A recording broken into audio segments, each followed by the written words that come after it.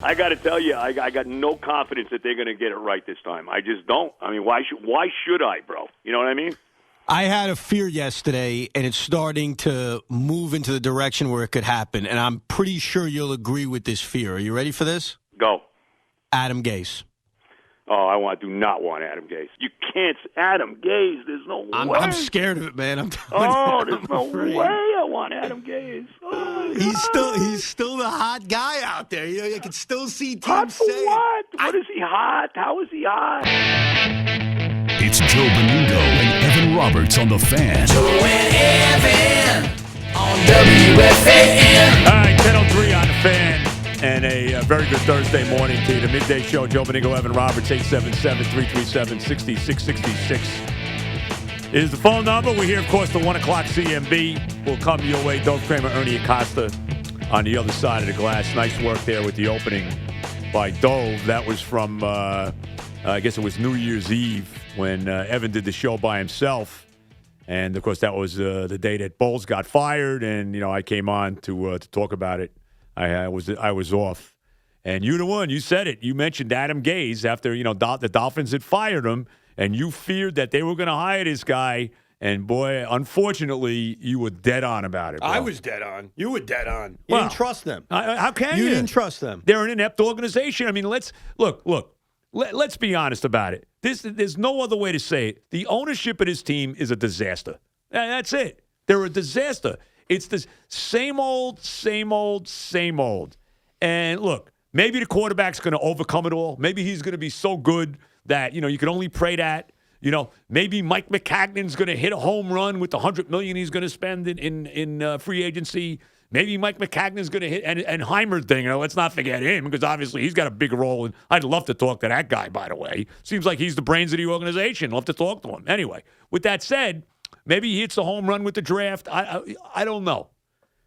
But the history of this franchise tells me that Adam Gase is going to be here 3, maybe 4 years, maybe even less than that, and he's going to be gone. And Mike McCagnon is going to go right out the door with him if that's the case. And I'm going to tell you right now, bro, this team next year, there is no gray area. This has to be a 9-10, some kind of deal like that team next year. There is no 5-11s. There is no 6-10s. There's no 4-12s. There's no 7-9s. No. None of that. This team has to be a winning team next year, a team that's at least right in the mix to the end for the playoffs at the very least. Because if it's not, and if it's another disaster year, bro, then I think we talked about it off the air. They might clean house completely next year. That could be a possibility. Well, can we get to the BS that's out there about this guy?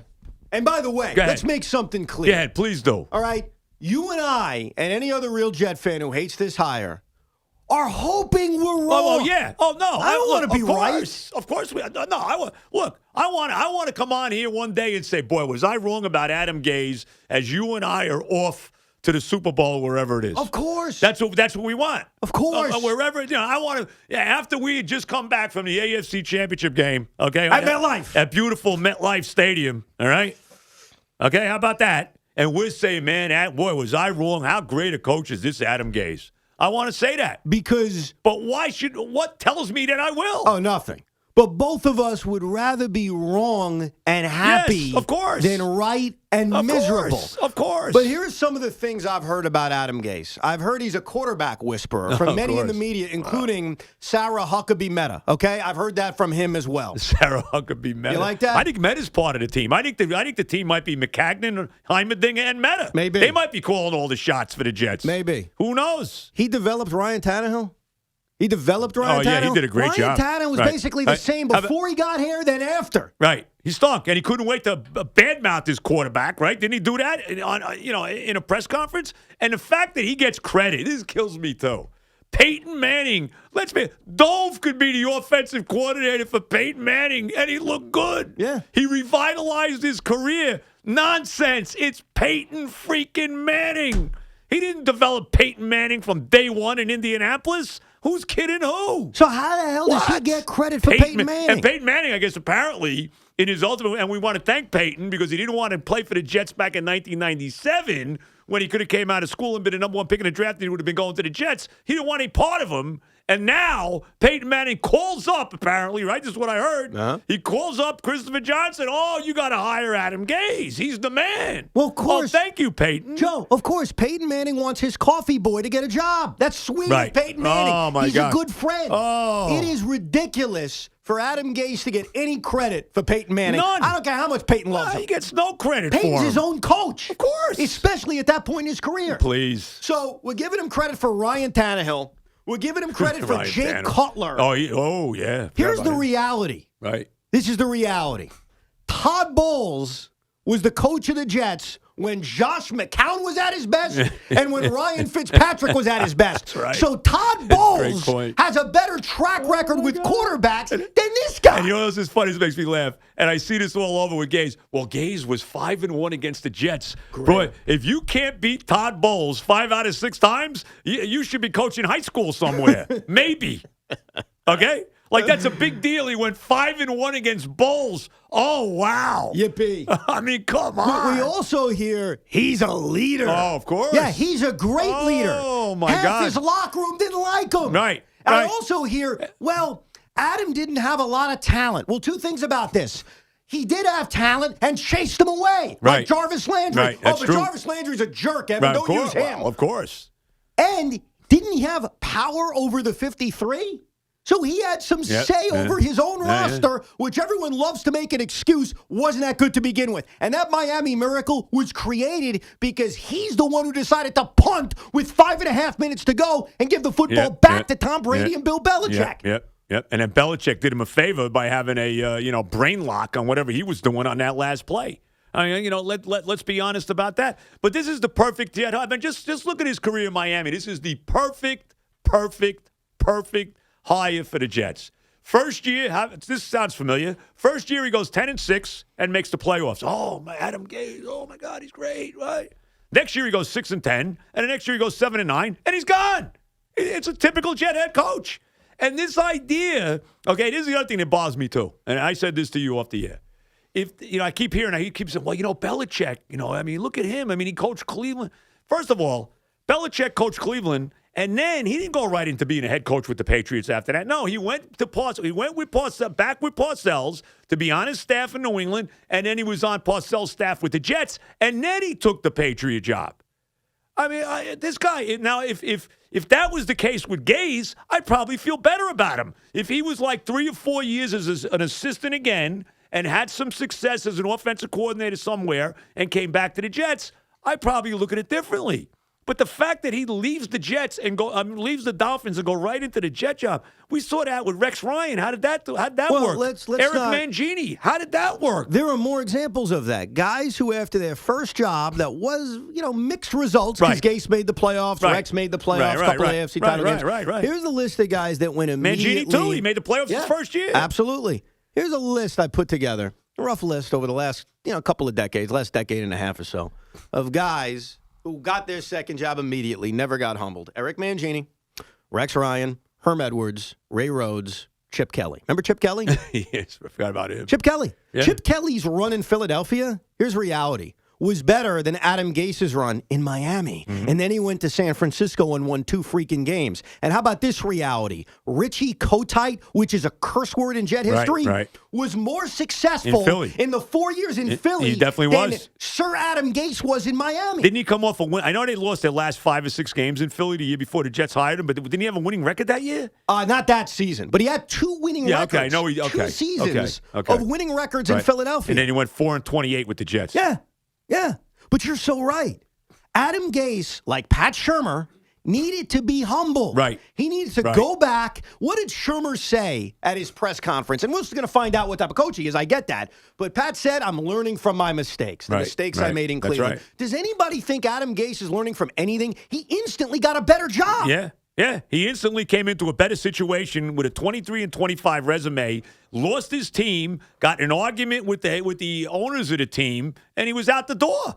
Well, I mean, and the Jets can't wait to jump on him. And how about the fact? And let's even with Gase, forget about even Gase for a second. How close were they to hiring Matt Rule? They were this close. I'm getting phone calls 3 o'clock in the afternoon that the Jets are ready to hire Matt Rule.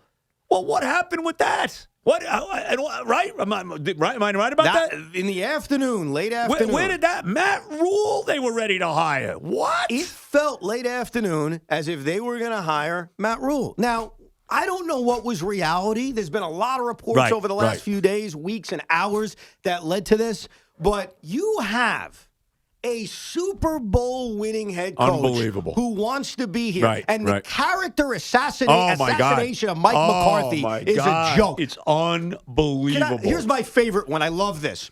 Well, how come no one else wants him? Right. The teams with openings are incompetent. Right. How about that news flash? The Arizona Cardinals are competent. They fired a guy after 1 year. The Buccaneers are competent. I'm going to tell you their hire. I'm going to tell you this. Okay, I get a phone call last night. And I'm not going to tell you from who this phone call was. Okay, all right. And this goes right in line with you're talking about the character assassination of Mike McCarthy. So, guy calls me up. Know the guy a long time. He says, "Hey, I got to tell you, I got a phone call from this guy, and I forget the guy's name. I think he's some NFL agent or whatever. Supposedly he's a big Jet fan too. This guy, like he's a season ticket holder for the Jets. And he calls my friend up and he says, and my friend, he got my friend's number from one of the sports writers, and I'm not going to say this guy's name either. Okay, a guy I actually like, but I'm not even going to say his name. So he calls up my friend and he says, he goes on about McCarthy, that McCarthy was shot, he was done, he was burned out. You know, he's not the guy that you think he is. And this is the call. This is what this guy's telling me about McCarthy, that he got this call from this, like, basically anonymous guy, all right? He did tell him his name, and supposedly he's some kind of an NFL agent, or supposedly he's in the mix in the NFL. I don't know what the hell the deal is. And he's, how McCarthy's done. He's finished. He can't coach anymore. Done. Yada, yada. That's why nobody wanted him. That's why nobody hired him. So this goes in line with the character assassination that has been out there on Mike McCarthy. And I don't get it. I don't get it. It's mind-numbing. What's made this worse is that usually when the Jets or the Giants have a coaching opening, we always lament there's not really any great candidate. Right. There isn't any slam dunk. Right. You had a guy who developed Aaron Rodgers, who won a Super Bowl, who wanted this job. Yep. And they were loving Matt Rule and Matt Adam Rule. Gase, who failed in Miami. Yep. But because the Cincinnati Bengals and all their competence and the Cleveland Browns and the Arizona Cardinals, because they didn't want him, they must know something. Right. These are like the model organizations in the NFL. Cincinnati, Cleveland, and Arizona. Really? Yeah. They make the Jets almost look good. Almost. And because Adam Gase made a mean cup of coffee for Peyton Manning, he's getting that phone call. Right. If Adam only Gase. Brett Favre could have taken a break from his hunting trip and made a phone call to the Jets and said, hey, this Mike McCarthy's okay. Right. Maybe that would have helped. Right. It's unbelievable. It really is amazing how McCarthy was just like totally dismissed as he was like he was Bowles. Like you think he was Todd Bowles as a head coach. The way McCarthy has been just, like you said, the character assassination against this guy. Unbelievable. I got a tweet from a guy named Eugene. Eugene tweeted me. It makes a lot of sense. He said, has anyone confirmed that it was actually Peyton Manning on the phone and not just Bill Belichick pretending to be Peyton Manning? It's a fair question, Eugene. Belichick's laughing again. Of course he is. Belichick's like, Gase is still in the division? And he's with the Jets? Oh, baby. Belichick's doing this. He's like rubbing his hands together. But Joe, it's like Christmas again. But Joe, Adam Gase won the Miami Miracle. But Adam Gase is 5-1 against the Jets and all that great stuff. And he FaceTimed with Sam Darnold, and they got along. It's like they were on eHarmony together. 27 areas of compatibility. You're right. And I got to tell you. Oh, my God. The one thing we all need to do, and you've already done this, you're a smart guy. Oh, I'm so smart. That's because I'm a Jet fan for 54 years. How the hell smart could I be? Well, you get to avoid Twitter because if you're on Twitter, I want no part of that. You get to see a tweet such as, and I won't even tell you who tweeted it, but I'm sure you could figure it out. I've heard from people around the league that Christopher Johnson and Mike McCagnon were asking great questions, and it was impressive, the kind of questions they were asking in the meeting. I'm sure it was very impressive. Let's have a party. They're asking questions about hiring a head coach. Please. And the odds are they got this wrong. I hope they got it right. History tells you they got it wrong. That's the bottom line. History tells you that, like I said, I'm going to say it again, 3 years, maybe 4 years from now, and I won't be here anymore. I'll be suffering my teams, which I wish I was doing right this moment, in anonymity down in Florida, just worrying about my next tee time. Okay? Instead of having to come on the air here and deal with all this nonsense and another dumb decision by the Jets, more than likely.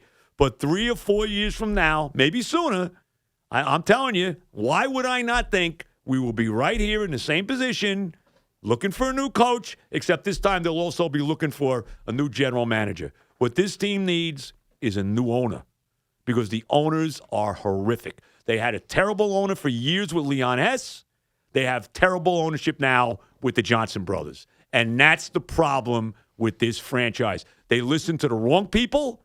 You know, why this guy Heimerdinger has any say in who the head coach is going to be, what I'm understanding, is unbelievable, okay? Like I said, Manish Mehta might as well have a job with the organization, okay? I guess because he's got so much access. That's all he's worried about. If you bring a real head coach in here, he's going to say, hey, Manish, I don't think so, okay? That's the problem with this franchise.